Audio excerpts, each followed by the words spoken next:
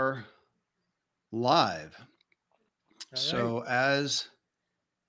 let's see, as people come on, nope, let's see. Let me see where I can see them. All right, I think it takes just a second.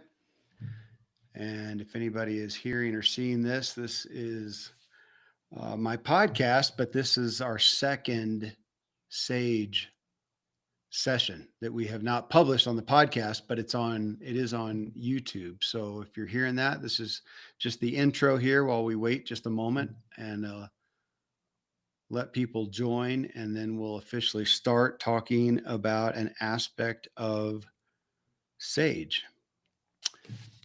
And well, let me get that there. I know last time it took a minute before I could see anybody joining. Right. And let's see, the chat is over there. Live stream chat. I'll just say a hello over there.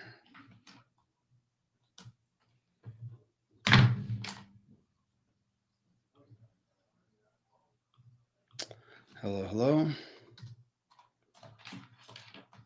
All right. I don't know if you guys see that. I just said hello in the chat. We see the hello. All right. Yeah. All right. And if somebody is in there, I'm not seeing the numbers show. If anybody's watching right now, if you can go down there in the chat and just say hi, we'll know you're there. Otherwise, we're just recording a podcast anyways. It's live, and if somebody's there, great. If somebody's not, that's all right. And if you want to put something in the chat like last time, we had quite a bit of people corresponding, you can do so. And if not, we have plenty to talk about just between the three of us. We do. Right. Yeah. We do. All right, there we go. There's hello from Florida. Hello. Good to see you. Thanks for being there. Great. Okay, well, hey, with that, we know that we're live. We know it's working. We're 3 minutes after the hour. You guys ready to go? Absolutely. Okay. Yeah. And for the podcast, I'll do an intro later, but I can start us off here. So as we continue talking about Sage, which if you somehow are here and haven't gotten it, go to sageprocess.com. You get just a couple slides with some statements on it, and then you can download the Sage blueprint absolutely free. Give your email address, and at this point, we're just giving something that we have, well, Jake and Hannah have devoted decades to. There was a lot devoted before them, and we've now devoted together a lot, and it's our offering to you, and it's free. It's not a $25 book or a $125 course or anything at this point. It is free to you. So go there. That's what we're talking about. And today, and yeah, admittedly, a lot was just my own continuous focus and journey on personal agency and how it is so different. That's kind of where I wanted to start off, Jake and Hannah, is, in the past, I would have said, oh, personal agency. Yeah, I get the concept. I now know I did not. I had it kind of encompassed in the thoughts of taking ownership, and being responsible. Tom Bilyeu has a huge, podcast and YouTube channel. He was one of the founders of Quest, like the Quest energy bars that are in stores. And he did a talk one time on "It's All Your Fault." And he talked about this kind of taking responsibility for everything. Jocko Willink, another big name, I think he has a book or a topic called Total Ownership.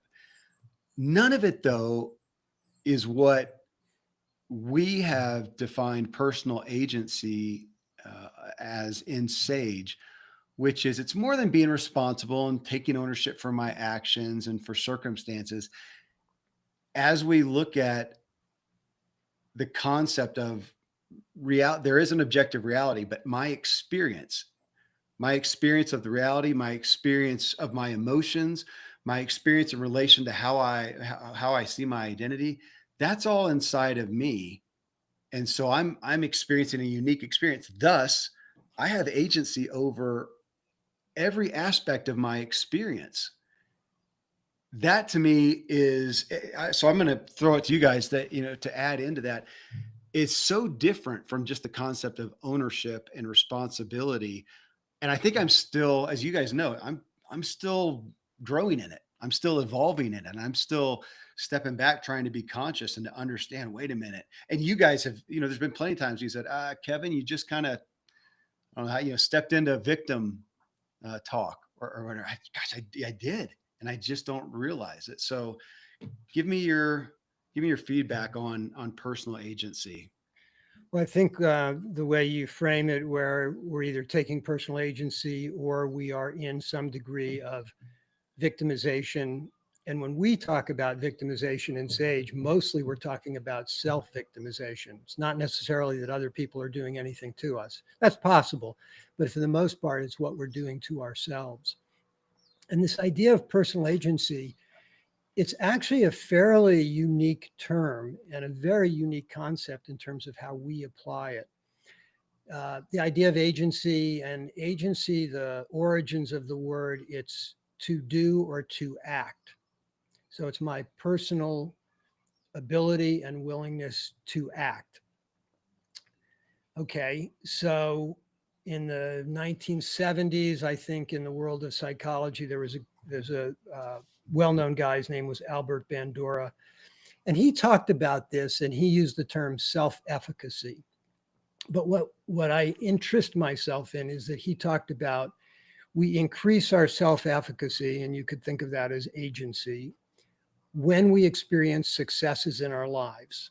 When we experience successes, they build our sense of self-efficacy, personal agency. That's not what we're saying in SAGE. Personal agency is not dependent upon me having successes.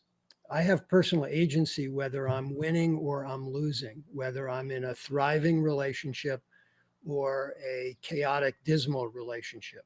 Doesn't matter what's going on externally. I always have personal agency. And what that means is that I have the capacity to shape everything, to shape my thoughts, to shape the way I am interpreting and making meaning. And when I shape meaning, I'm also shaping my emotional experience. I'm shaping my relationships. I am shaping the way I respond to everything that happens. Now, whether it's good or bad doesn't matter. I am still the one who shapes it. And what we've done with SAGE are two things that I think are very unique. The first is that we have linked personal agency to inner security. So imagine that I could take personal agency and I could take it in a way where I make myself feel bad and I experience negative emotions. And I'm taking responsibility for that. What we're encouraging people to do is take personal agency in a manner that results in inner security. That's really one of our objectives, is that people have a deeper sense of inner security. So that's one of the unique aspects. The other one is the language that we use. And if you're not that familiar with it, what we're doing is encouraging people to use what we call SAGE language or subjective language, where we talk about everything as the person who is creating meaning. And so what's really unique is if I speak this way, I am constructing meaning moment by moment by moment. It's not a practice where I sit on a meditation cushion for 20 minutes a day and then I get up and I go about my life, which, by the way, I'm an advocate of. I'm a meditator. I think that's great. This is something I'm doing every time I speak. And so I keep reconnecting with myself. I keep recognizing my ownership, responsibility. Some people think of the word responsibility as having a heaviness, like a burden. When we talk about it, I actually think of it as liberating. The more responsibility I have in my life, the more liberated I feel, because I have the ability to influence my life, my relationships, my thoughts. So this is why personal agency is so vitally important. And in this conversation, I think we'll probably get into talking about what happens when people don't have personal agency. So if you have times in your life where you experience despair or you're depressed. And the way we would say that is you're depressing yourself. If you have times where you're blaming other people for something, doesn't matter what it is, you're not coming from a place of personal agency. So, yeah. Mention, if you would, because this is one of the things I asked you early on, that obviously if somebody, there's a term you use, I can't remember what it was, but if somebody is in an abusive spot, I mean, they're literally being, attacked, abused, they're being, you said it in the terms of if somebody has power or authority over you that they're enforcing, you may not have, you can still have personal agency as to how you try to interpret it and whatnot, but something is actively happening to you. That's where, like where you said, if you're depressing yourself, you're not sitting there and I'm beating myself up. No, somebody's actually doing that. And that's a difference. That is. And that, the most famous story about it is Viktor Frankl being in the concentration camp in World War II. This is a man who was put under enormous difficulty, strain, harsh environment. And he retained personal agency. He found scraps of paper and a pencil, and he wrote down insights, and he wrote down notes, and he wrote down things so that someday I'm going to take what I'm going through and I'm going to do something with this to honor the people who are here. I am not going to succumb to this. I'm not going to give in to being powerless, even though externally he had practically no power. He didn't control when he could eat. He didn't control his sleeping. He didn't control anything except his inner being, his personal agency. Well, to that, and we mentioned it last time. I mean, Hannah, you have had the experience of literal, abuse. So you've been in that, and in that moment, I'm sure didn't feel a lot of personal agency. But then after it was done years later, that's when you, my paraphrasing, you tell me, you realize, gosh, I have relinquished my personal agency, and that event is long past. And that's when, would you say that that's when you, at that moment or that time, you said, I'm taking back my personal agency? Exactly. I didn't want to keep abusing myself with the memories and the allowing, basically it was my father, the power to abuse me over and over. I was doing, after the abuse, whatever I did with that in my mind was something I could control with my personal agency. And once I finally realized that, changed everything. Go ahead. Didn't mean I just left him alone. I actually confronted him, which allowed me to feel very powerful. And that's the point too. We mentioned this briefly last week, that when we talk about personal agency, the idea if somebody treats us poorly isn't to just go, hey, well, that's what they're doing. It has nothing to do with me. We still set boundaries. We still let other people know what is acceptable to me and what is not acceptable to me. But we don't do it in a way where we're telling the other person about them. We do it by talking about ourselves. We say, what's going on between us? This doesn't work for me. It might work for somebody else, but it doesn't work for me. And so what I need and what I expect is the following. Whether you want to do that or not, I don't know. That's up to you. But for us to continue relating, this needs to change. And in Hannah's story, when she went to her father, who was the abuser, and confronted him on that, that was the moment of taking power back and demonstrating personal agency and saying, something has to change. And I have requirements if you want to continue to be in my life. That's not a threat. That's Hannah talking about herself. And that's a demonstration of personal agency. Here's an example that I'll ask you guys about. Yesterday, in talking with one of my daughters, and she shared how she was spoke sagely and set some boundaries with somebody. And she said, I don't know if they will adhere to them, though. That remains to be seen. And then we got to talking about what the boundary may be. Right now, she says, I'll have to see if I need to enforce a boundary or not.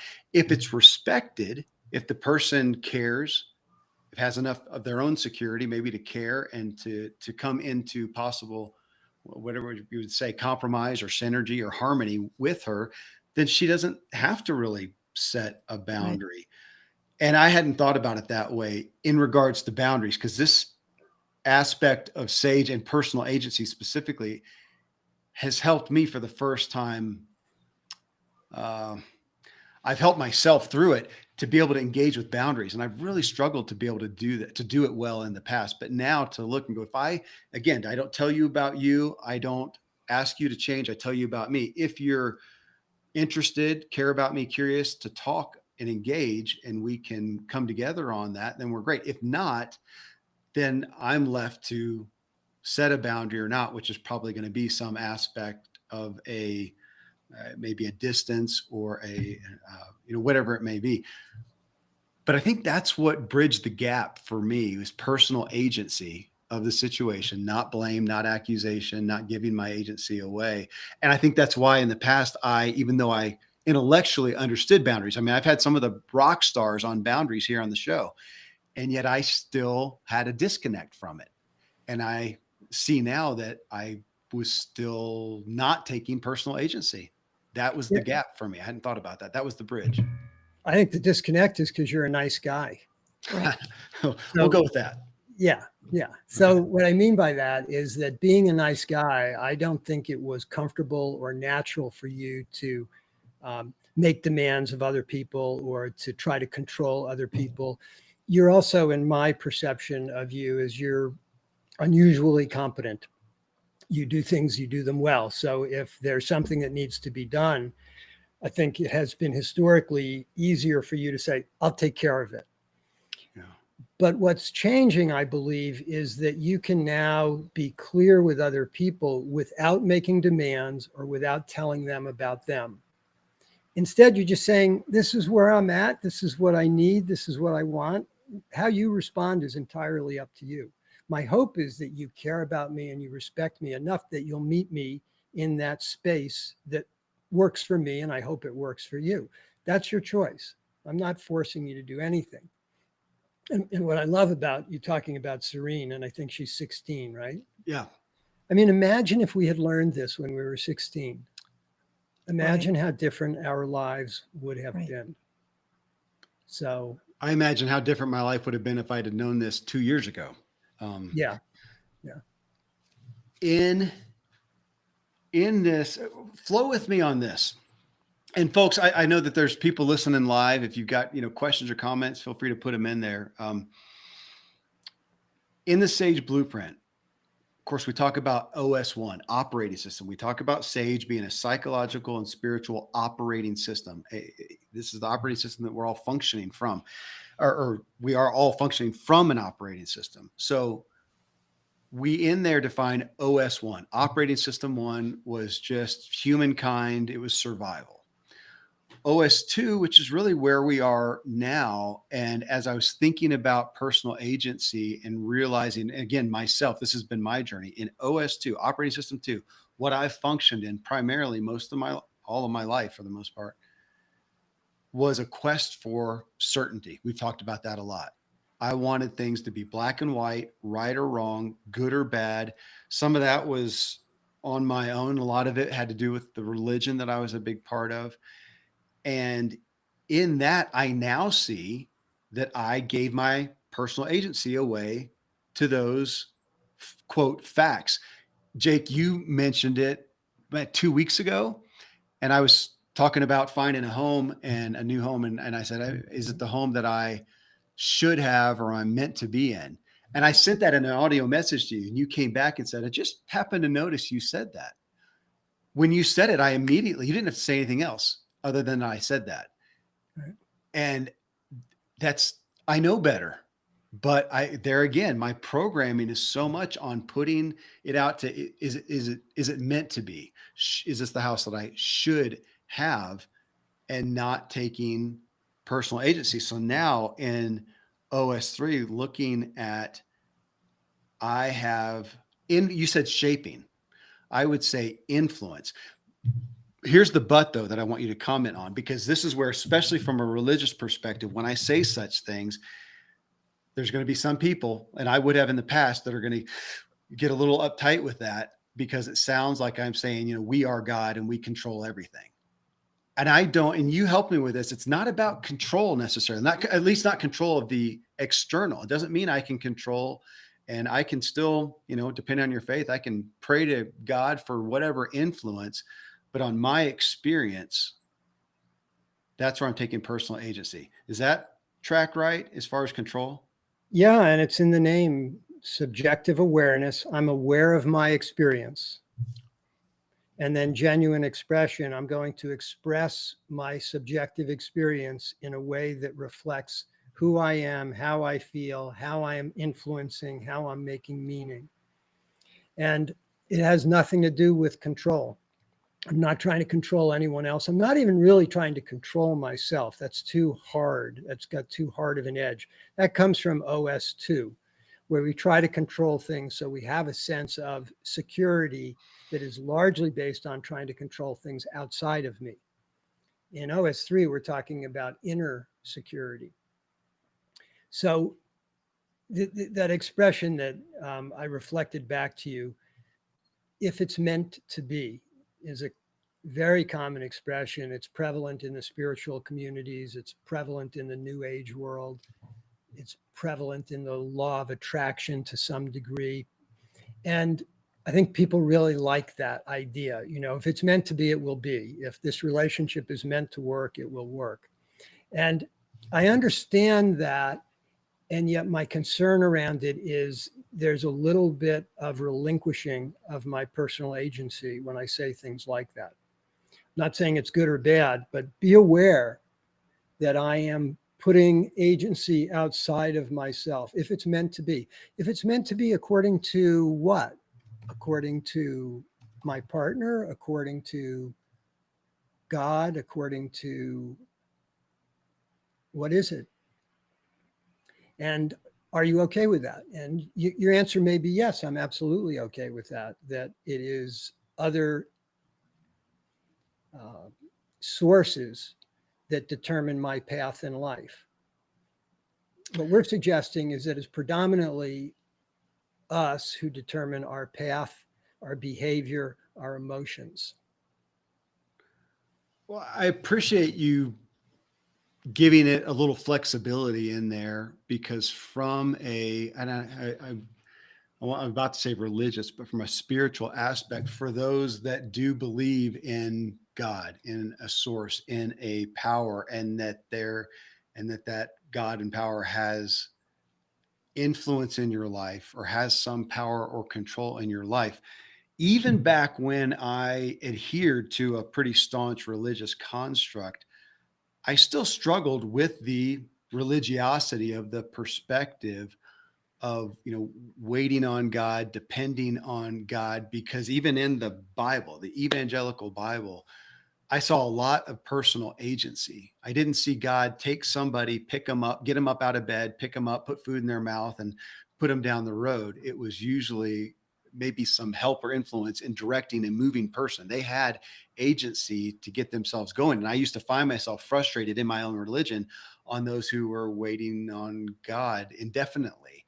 And I even there came to, okay, I'm going to active waiting on God. I'm going to get up and do my best, use my wisdom, seek out other people.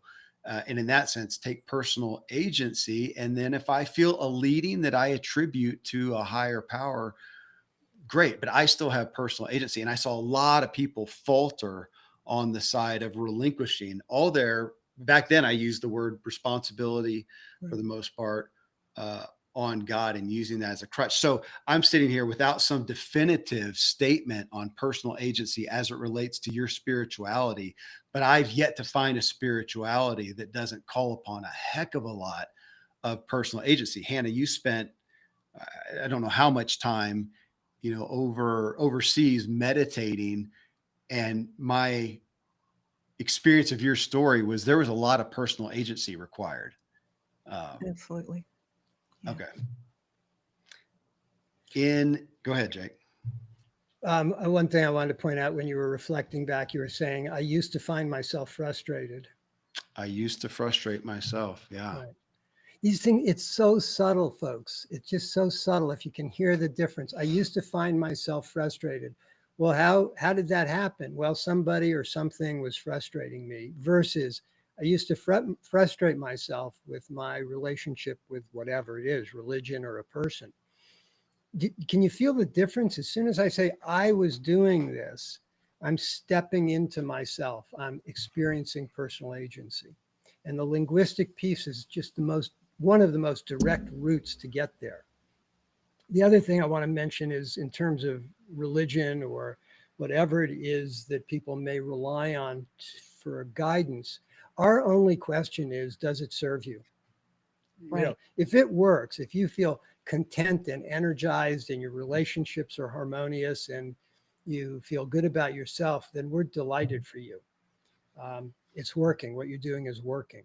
And interestingly, that demonstrates a lot of personal agency because it means you've figured yourself out. You've figured out a way to go through your life that's very deeply satisfying. That's what we want. If you don't experience that kind of satisfaction or inner security, we're suggesting this is a way to create that for yourself. Thanks. I haven't really, again, this is a constant for me. I am constantly discovering myself and my understanding. Every time we talk every day through this, thinking to my past, and my religious upbringing, my experience is there were a lot of people. There were some people who were great. There were a lot of people who were frustrated in it. And even thinking about it right now, I would say they're probably the people that abnegated their personal agency the most and abnegated to God. It was to come in. It was like, oh my gosh, somebody has my back, which sounds good. I mean, I want that from friends. I mean, you guys, I believe if I was in dire straits, you have my back. I mean, who doesn't want that? Who doesn't want some insurance in their life that they're not totally alone, totally bereft, and it's all on them? Again, that's not what we're talking about with personal agency. It's not control of every circumstance. It's not being God, but it's saying, one, I have a part to play in everything, but in how I experience my life, it's only me. Now, one piece of that though, as we look at it, and I'll own it for myself. As I look at it, I think when I started having understanding, feeling integration with this, resonance with this message with you guys, it was incredibly hopeful to me. I hoped myself with it. And the terms that go to my mind are freeing and opportunity and whatnot. And I disoriented myself quite a bit. And I've also experienced some other people, and the concept is, I think they terrify themselves with it. And there's some people that are going to hear this that don't want that much influence in their lives. They want something else what's a better word that's not as harsh as blame? It's, I need a different word than that. It's not that they want to blame something else, but man, to take that much responsibility in your life for where you are and how you feel. I don't feel this way, but I've seen people, and I guess I have some compassion for that. They terrify themselves with it, especially if they're in dire straits, or if they are in bad circumstances, and to take ownership of that. I have some understanding of that, how that might feel hard.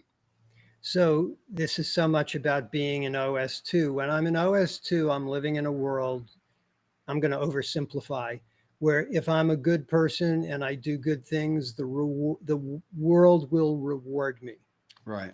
And where I think many people disappoint themselves is that they are good people and they do good things and they don't feel that the world is rewarding them, or whoever it is that they think should reward them. It's not happening. And that creates a good amount of confusion and disappointment. Uh, that happens in OS2 because we are looking at the world through a very, I would call it a very simplistic lens where things are right, wrong, good, bad. Right. Yeah. Yeah. And when we step into the Sage OS3 orientation, we step out of that entire paradigm. So a lot of the things that people are worried about in OS2, they kind of become irrelevant in OS3. Like the whole idea of blame. We don't have blame in OS3. There's no one to blame. Sometimes people will think when they learn this and we ask them to say things like, I frustrate myself or I disappoint myself, they'll hear that as if you're blaming yourself. But that's because they're not aware that we don't think in terms of blame in OS3. There is no blame. There is only awareness of how I am making meaning and how I am conducting myself and how I'm relating with people. And is that working for me or not? If not, I don't blame myself. I just say, how can I change the way I'm making meaning? What would allow me to approach this in a different way? Which is really, to me, is incredibly liberating and exciting. I have choice. I have possibilities. Part of this is allowing other people to have their personal agency as well. So there's so many ways in which we separate ourselves in this world, in politics and religion, and ways that we try to make ourselves right. And if we, I have two grown daughters. One's 50 and the other's 53.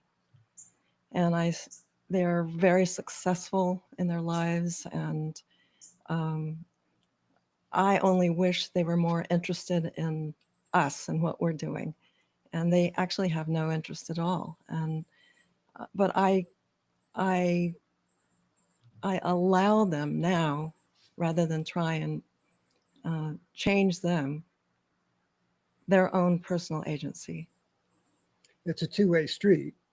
Respecting other people's agency, even when we don't agree with the way they're living their life or the way they're making meaning.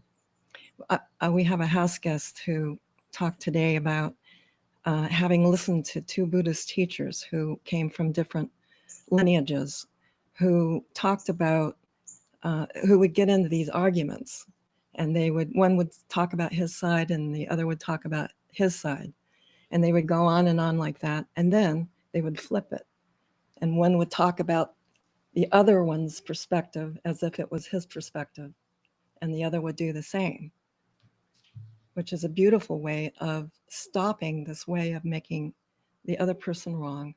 Yeah. And you're right.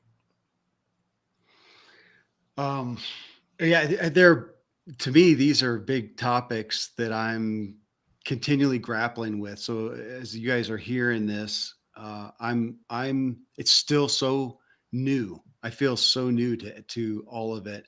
And Mary, I see your question. I'll try to do it justice. You said, interesting to hear the spiritual dimension. I have frustrated myself with the Christian calling to let go and let God. Yeah, I well know, I grew up with that term, let go and let God. Can you comment how to follow your self-conscious morality? I think is what you're saying there. I did a show. We had a show recently, one of my podcasts. I think it's published, and I'm not remembering the name, but it was on intuition. That was the book's, I think that was the title, was Intuition, trusting your gut, listening to your gut. And from a spiritual aspect, listening to, seeking a word from God, again, source, higher power, whatever you attest to. And that's in most any religion, there's some aspect of that. And I had somebody today respond to me saying that they felt Sage lined up so well with biblical constructs biblical concepts. And I do, the more I understand Sage, the more I see it lining up with some of the greatest spiritual truths, but it's not black and white. I think that's the difficulty. You know, I see it lining up with what I looked at as black and white, but it's not the same there. And letting go and I continue to look at. I mean, Jake, you know, you talked about, you keep saying, does it work for you or not? I mean, I'm looking at that in so many facets of, first off, am I being conscious? Yeah. Am I slowing down? Which is I struggle with the most. When I spoke earlier and I get going, I go into autopilot. I struggle with that on some of the shows because there's still the performance aspect, and I'll find myself speeding up and doing that. But slowing down, being conscious, looking at something and going, gosh, I'm frustrating myself. I'm going to take this personal. I'm frustrating myself. Is that working for me? And I've been in situations realizing I'm frustrating myself because I'm insecure. And so, no, it's not working for me. And I can adjust that. Great. There's Sage rock stardom right there. Or I find myself looking, going, I'm frustrating myself. Is that working for me? Yeah, I think it's relevant. I really do. And I've had times where I'm not sure, and I'll take it to Jake and Hannah or to friends. I'll seek counsel. I'll seek what I think is, you know, wise counsel to help me, because I'm not quite sure. And so to Mary, to, you know, how does that, I mean, we can take that biblically, seek wise counsel. That's flat out in the Bible. You know, it's right there. So many of these things, as I'm reading the Bhagavad Gita and reading, you know, things from the Eastern religions and whatnot, man, I find the same messages that are asking us to slow down, be conscious, quiet our minds, the things that I experienced with you guys, Jake and Hannah, and that I feel vastly evolved from where I was, and yet often feel like a rookie. Last night, talking with Serene, she was kind of bumbling with her words, and I said, that's it. You know, you're doing it. You're doing it. Even you guys, Jake and Hannah, you know, you'll say something and go, you'll back up and repeat, which is why I like that term of the language. I still don't know a better one. Forces me to be conscious. And we could probably watch an audio file of the show, which my tech guys will have. And every time I speed up, start talking faster, I start violating. It's a hard word. What's a better word? But violating the Sage language. I stop. Yeah. I don't genuinely express. Yeah, you slip into autopilot. We all do. And then we're less conscious. And what I find fascinating is that when I'm less conscious, I almost automatically drift back into OS2. There's just so much conditioning to see the world through the OS2 lens. Mm-hmm.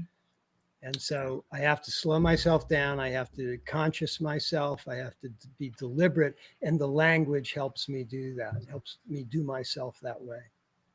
I also have the thought of, why wouldn't God want us to do that? Okay. Thanks, Hannah. I had a friend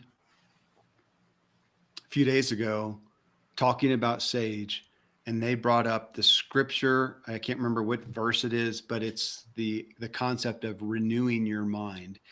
And I don't know if that's the actual translation, but it was a biblical concept was renewing your mind daily, calling us to renew our minds daily. And in this sense, I'm thinking I almost have to, if I'm talking with somebody, I have to renew my mind kind of constantly. If I don't stay in it. Here's a question for you too. As we're talking, you just said slipping back into OS2, Jake. I wonder if when I do that is when I am becoming insecure. Maybe autopilot. Maybe it's not fair to say it all the time, but how often am I feeling insecure? Even here. I mean, I'm a professional podcaster, but I know it's a performance. I want it to sound good and come off well. I don't think I'm inauthentic to do that. but where some people will say, like, which is not a good thing to do as a podcaster, do I speed up and try to fill in space instead of come back? I still, obviously, I'm evolving. I'm evolving. We all are. Yeah. And I think it goes both ways. I think that when I speed up, I tend to be less conscious. I tend to slide back to OS2. And as I slide back to OS2, I'm going to feel less secure. OS2 does not breed inner security. It's a really, really important point. OS2 does not breed inner security. It breeds anxiety. It breeds an orientation around performance. It breeds a desire to control. It breeds a desire to be validated by other people, to make you, to ask you to make me feel better about me. That's happening in OS2. All of that stimulates insecurity.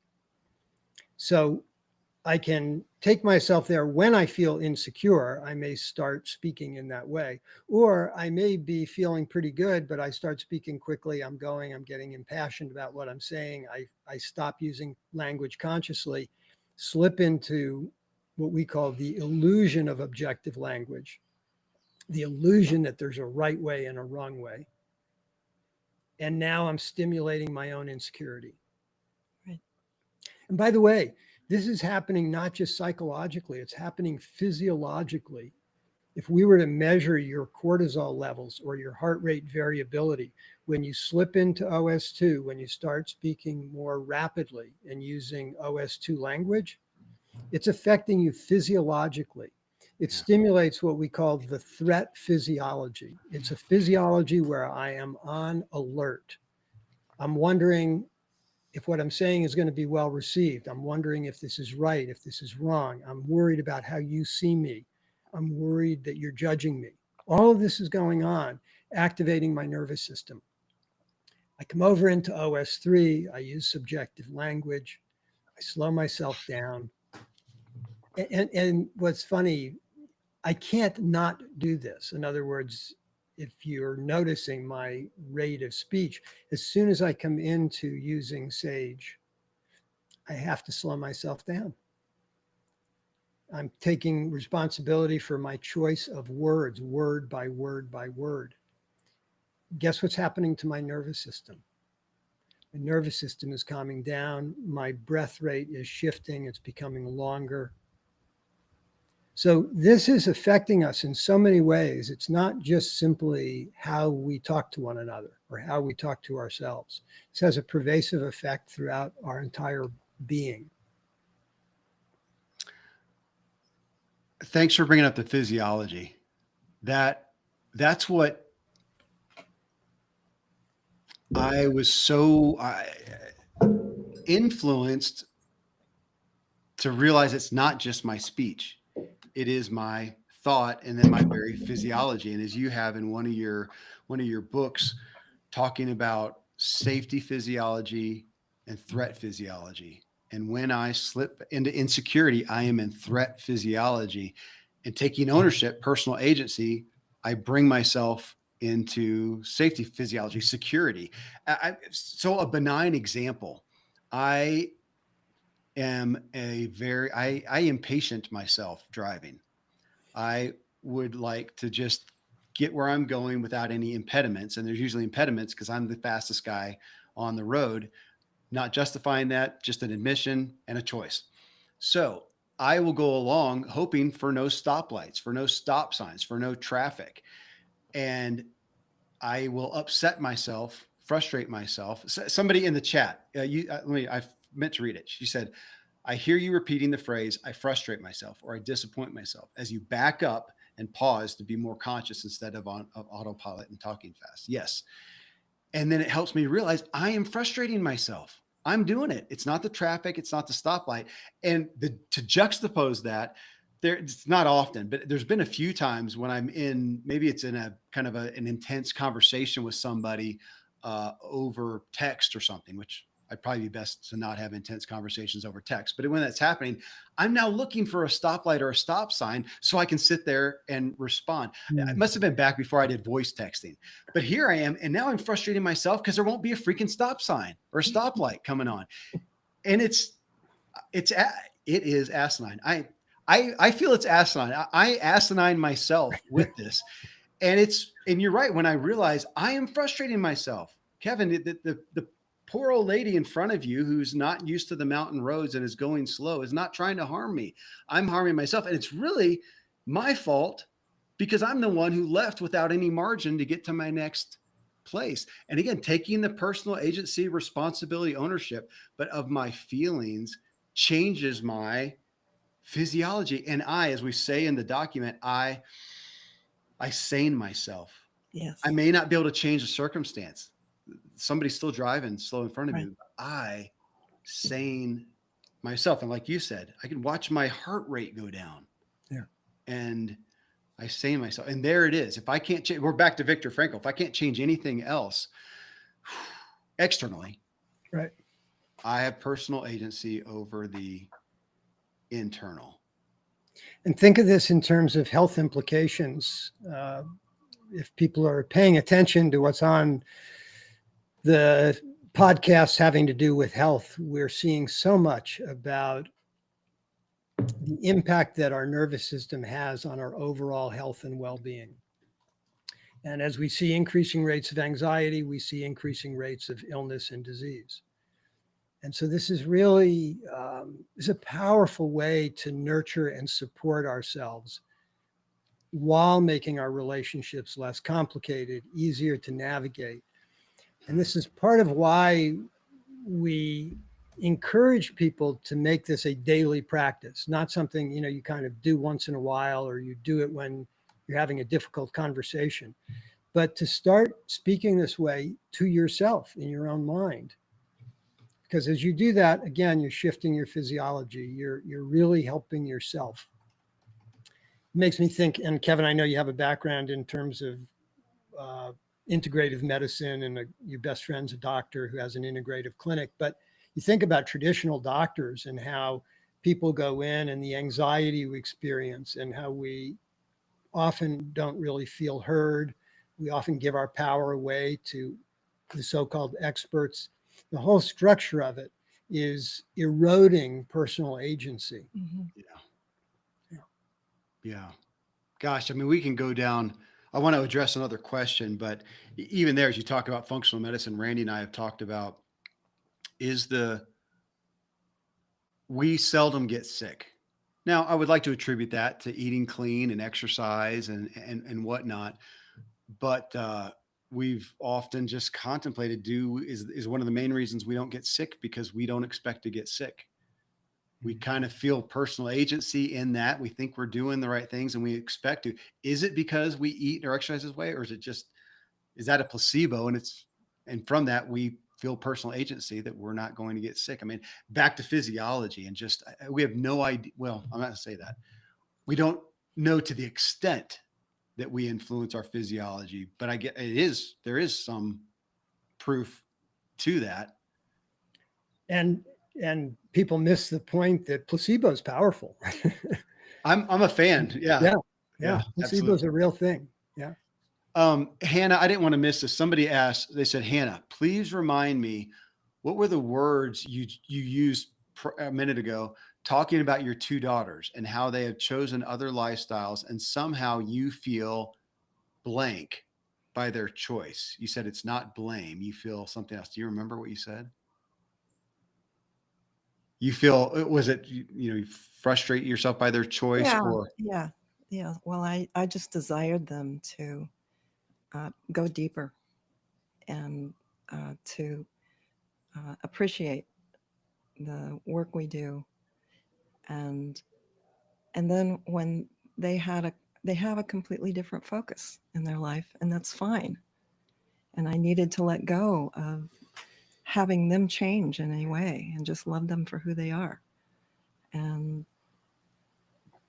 I don't know if that's helpful or not. Well, I think a specific example, I gave our daughters a course that I created called Transformative Tales, and neither of them ever opened it. The younger one actually opened it and read 5 pages and stopped. And And I, chapters were actually dedicated to right, them. right. I dedicated them to the girls. And I disappointed myself so much. And one of my daughters basically was defensive, saying, you know, I have a busy life and I don't have time for this kind of thing. But the other one, the younger one, said, you know what? This isn't what I care about. I don't really care about deepening myself. I'm not trying to understand myself. I'm just trying to have a good time. Yeah. And I have a very different objective in my life, but she was so clear and I got it. I got it. She just wants to have a good time. And she's not interested in this kind of self-reflective process. And I found that very easy to accept and almost applaud, like, well, good for you for telling me where you are, what you care about. It uncomplicates our relationship. Hmm. I uncomplicate my relationship with you. Now I know. And we don't have to make them wrong. Yeah. Somebody here said, oh, Mary did start speaking this way to shift physiology and reduce anxiety. She said, it's a good conclusion topic for today. I'm delighting myself as I find awe in my life. The book on Kevin's shelf. Yes, for those of you watching, that is Jake's The Power of Awe back there. This, I did want to point on the personal agency. You guys said this when I had you on with another group that I am involved with, and you mentioned what you did a moment ago about having personal agency for yourself and allowing other people to have their personal agency. And I don't know if it's the way you know, how you specifically said it, or if I Yes, was I just did in the, say that. what's that? I did say that. Okay. And how, or if it was just the place that I was in at the moment of receptivity or something, but it just resonated. I resonated with it more so than ever, maybe because it's been such a difficult, I've so struggled with my children. My identity, my insecure identity was so wrapped around the hero role. And to let them have, and it's not that I protected them. I wasn't a hovering parent. I let them get hurt and whatnot. But if I could, man, I would jump in and I would help. And it took me so long. It actually took, because I had so many stinking kids, I just couldn't stay on top of it. And so as I just couldn't keep all the balls in the air that I wanted to be the hero, I saw them go about things and they took care of it. So many of the things they didn't even want me to do. I had one of my daughters say, Dad, I'm telling, as she was telling me something, she said, don't do anything. Don't fix it. I won't learn how to then. And to Right. let them have their personal agency. But I think I'm still evolving with that, to sit back and let that is, I mean, even going back to a religious construct, not to focus on that so much, but man, the point of that was so much to serve, to do, to fix, to take care of. And I don't know that we serve people best in taking their personal agency. And I continue to learn. Right. Yeah. Right. So I think what Kevin is saying to those of you that have kids is, you know, if you have a couple of kids and you find yourself sort of being overly controlling, what you want to do is have 7 more kids, like Kevin. Yeah. Yep. Then you just can't do it, right? that'll help, or you'll burn out like I did as well. I do, as we talk about personal agency, I find myself continually thinking about my security, my feeling of security or insecurity. And I see, just like you said, in going to personal agency, it doesn't frustrate me. I frustrate myself. My physiology changes.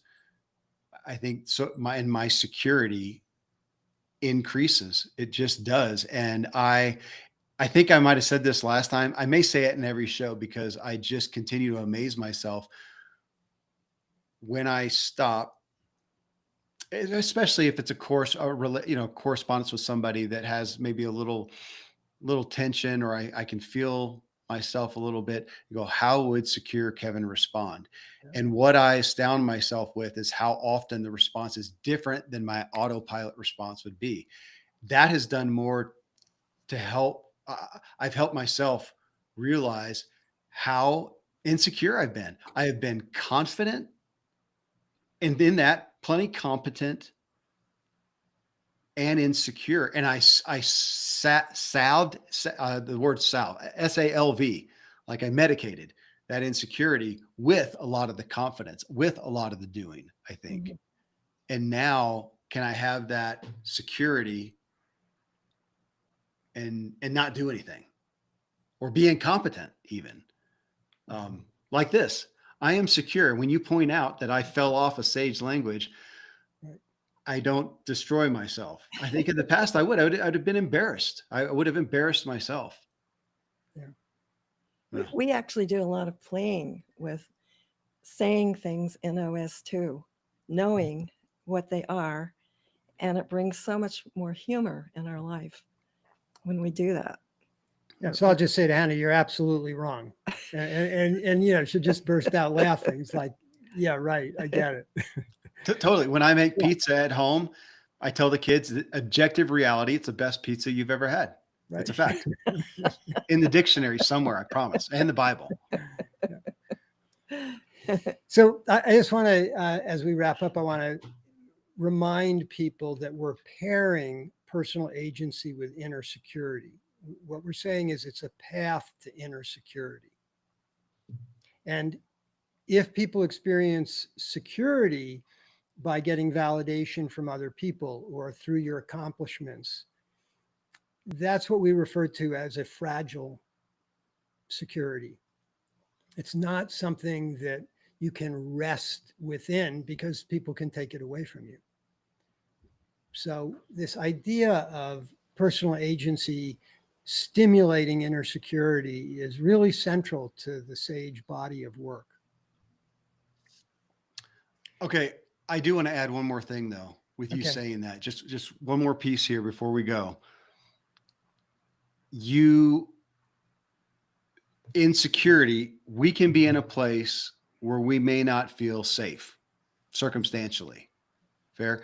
Yes. But in that, with the SAGE construct, with personal agency, we can have inner security even when we don't feel external. Is that the statement? We can feel inner security even if we don't feel externally safe? Yes. Okay.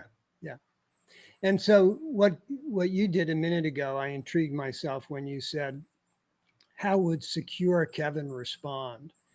What Kevin's doing with that very simple question is he's inviting himself to change the way he makes meaning. So he made meaning A, he awares himself of that. I made meaning A, I'm not happy with that. How would secure Kevin respond is basically a way to make a different meaning of the same event. It's a very elegant way to alter the way that you make meaning and see the world. Yeah, maybe that'll be my first tattoo. You can How- do that on your forehead. Yeah, maybe so.